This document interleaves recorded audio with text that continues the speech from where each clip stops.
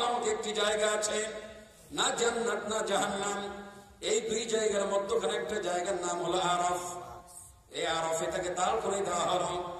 যখন জাহান্নামের উত্তপ্ত হাওয়া লোকটার গায়ে এসে যায়, লোকটা যখন জাহান্নামের উত্তপ্ত হাওয়া গায়ে পেয়েছে, খুব তৃষ্ণার্ত হয়ে গিয়েছে। তখন এত বেশি তৃষ্ণার্ত হয়ে গিয়েছে, লোকটার খুব পিপাসিত হয়ে গেল। এখন লোকটা ফেরেশতাদের কাছে পানি চাচ্ছে। আল্লাহ বললেন পানি দেবে না লোকটারে, যত কষ্ট পাক না কেন এখন পানি দেওয়া যাবে না। এত কষ্ট পেয়েছে, এত কষ্ট পাচ্ছেন, সে আর সহ্য করতে পারছে না। এবার তখন বললেন যে না, আমার পানির একান্ত প্রয়োজন, পানি দিতে হবে। সে সময় আল্লাহ জিজ্ঞেস করলেন ফেরেশতাদেরকে, বলো পানি দিতে পারি, শর্ত হলো এই 10,000 বছর ইবাদত বন্দেগী যেটা তুমি করে এসেছো, 1 গ্লাস পানি দিতে পারি। 1 গ্লাস পানি তুমি খেতে পারো, বেনিফিট যদি 10,000 বছরের ইবাদত আমারে দিতে পারো, বেনিফিট হিসেবে তোমার 1 গ্লাস পানি দিতে পারি। কয় গ্লাস? 1 গ্লাস পানি।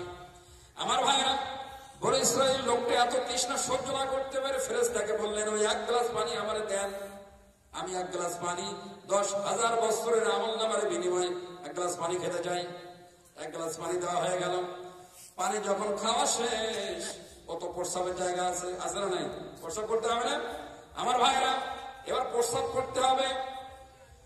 এখন ওই ব্যক্তি ইবাদত বন্দেগীর বিনিময়ে যে জান্নাতে যাচ্ছিলেন, এখন তো ইবাদত আর নেই, নেকিও আর নেই, এবার ঘুরে আনা হলো।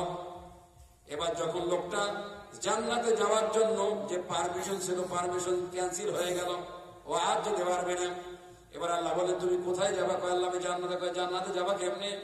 1 গ্লাস পানির ভিতরে 10 বছরের আমল নামা সব শেষ করে দিলে, আর রাখতে পারলে না তুমি। আমল নামা দিয়ে ইবাদত বন্দেগী দিয়ে তুমি জান্নাতে যাবা, ইরাদা তুমি করেছিলে। পৃথিবীর কেউ জানে না, আমি আল্লাহ তাআলা তোমার মনের কথা জানি। 10,000 বছর তোমার খাওয়াইলাম, 10,000 বছর তোমারে পড়াইলাম, সারা জীবন তোমারে আমি আমার জমিনে থাকার সুযোগ দান করে দিলাম, এত কিছু করলাম।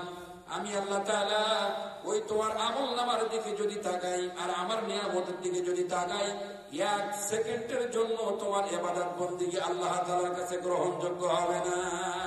তার মানে হলো এটাই, আপনি আর আমি যে ধর্ম দিয়ে আমরা ধর্ম মানছি, যে ধর্ম দিয়ে আল্লাহর জান্নাতে যাওয়া যাবে, কোনোদিন সম্ভব নয়। কি নয়?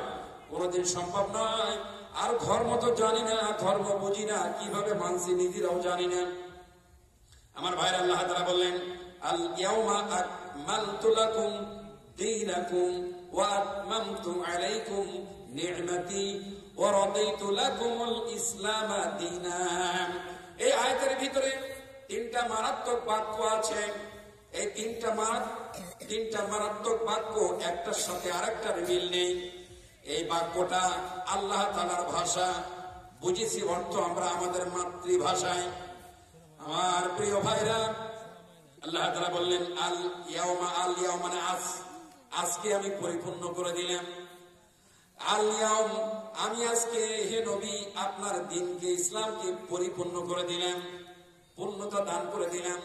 100% পূর্ণ হয়ে গেল এটি। সেই পূর্ণতাটা কি আপনি জানেন? আল ইয়াউমা আকমালতু লাকুম, আমি আল্লাহ তাআলা ইসলামটাকে, দ্বীনটাকে আমি আল্লাহ আমার পক্ষ থেকে আপনার উম্মতের জন্য পরিপূর্ণ করে দিলাম, পূর্ণ করে দিলাম, অপূর্ণতা আর নেই। আমার ভাইরা, এই পূর্ণ দিন পৃথিবীতে আসার পরে কিভাবে অপূর্ণ হয়েছে দেখেন। একজন ব্যক্তি, 2জন ব্যক্তি, 5জন ব্যক্তি এক জায়গায় গিয়েছেন। যাওয়ার পরে একজন জিজ্ঞেস করছে, ভাই তোমার নাম কি? আমার নাম অমুক। তুমি কোন দল করো? তোমার কি পরিচয়? আপনি বললেন হুয়া সাম্মাকুমুল মুসলিমিন, আমি একজন মুসলিম। তখন বলবে মুসলিম বুঝলাম, কিন্তু তোমার দল